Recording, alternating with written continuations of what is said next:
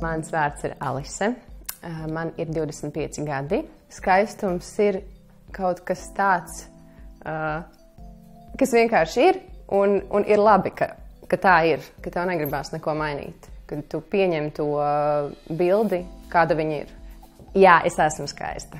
Jā, jā.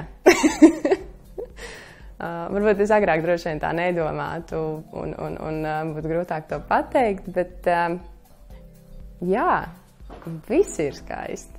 Nu, tas laikam arī ir, kad ir dzīves skatiens cilvēkam, nu, kad tu sastopies ar, tā kā ar to cilvēku pasauli caur acīm. Tu jau jūti tā kā, nu, kad bieži vien tad prāts ņem virsroku un domas tev aiziet diezgan tādā negatīvā plāksnē, un tad arī rodās, nezinu, tur kompleksi vai kaut kā, neapmierinātība ar sevi.